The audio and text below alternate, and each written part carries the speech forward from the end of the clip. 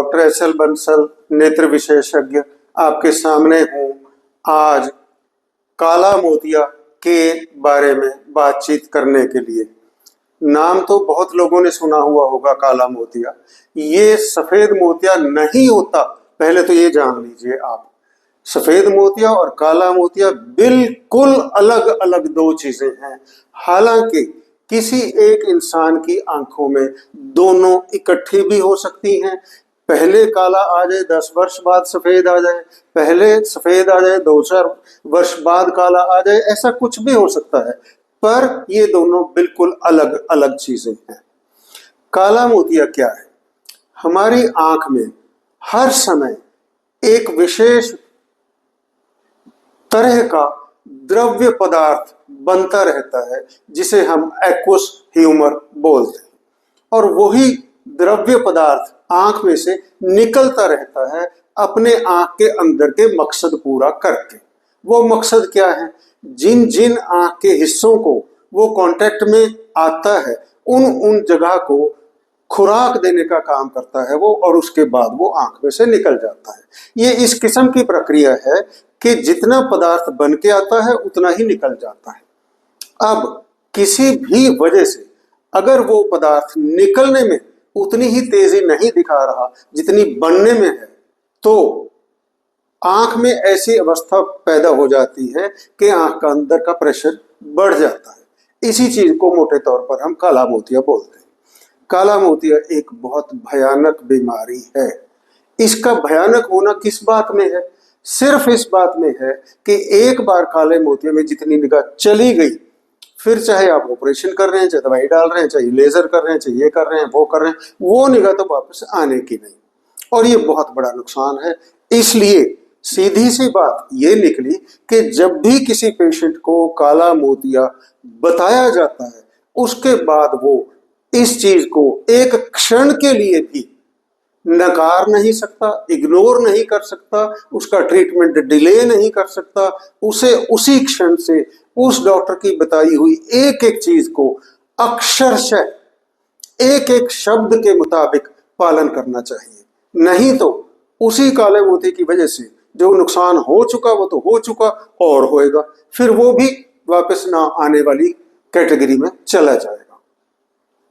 अब काला मोतिया वैसे तो कई कारणों से होता है, पर हम उसकी बात कर रहे हैं जो उम्र से संबंध रखते हुए किसी को 40 की आयु पे आ जाता है, किसी को 55 पे आ जाता है या 70 पे आ जाता है।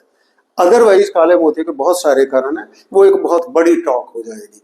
इस तरह का जो काला मोतिया जो एज के साथ आता है, इसको भी मोटी मोटी 2 श्रेणियों में हम डाल सकते हैं। एक वो जिसमें आंख के अंदर का कोई विशेष एंगल, कोण बंद हो जाता है, दूसरा वो जिसमें खुला रहता है। इन दोनों के ट्रीटमेंट में बहुत फर्क है। एक के ट्रीटमेंट में लेजर पहले आता है, दवाई बाद में आती है। दूसरे के ट्रीटमेंट में दवाई पहले आती है, सर्जरी बाद में आती है। कुल मिला के काले मोतिया के इलाज में 3 ही चीजें मोटे तौर पर लागू की जाती हैं। मेडिकेशन मतलब आंख में डालने वाली दवाइयां या खाने वाली दवाइयां, नंबर 2 लेजर, नंबर 3 ऑपरेशन। जब किसी पेशेंट को दवाई बताई जाती है काले मोती के लिए, उसको साथ में ये बताया जाता है कि आपने ये दवाई दिन में 2 बार डालनी है। वो 2 बार डालने में इतना गैप होना चाहिए।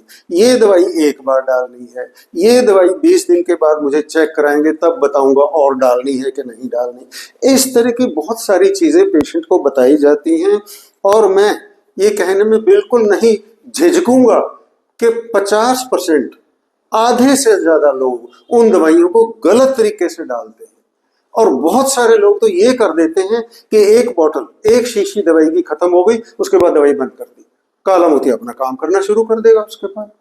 इसलिए डॉक्टर के बताए मुताबिक दवाइयां डालना बहुत बहुत जरूरी है। और जो डॉक्टर ने कहा है कि इस समय बाद मुझे 15 दिन बाद दिखाइए, 20 दिन बाद, वहां जाना भी बहुत जरूरी है। काले मोती के टेस्टों में, परीक्षण में ज्यादातर क्या चीजें होती हैं?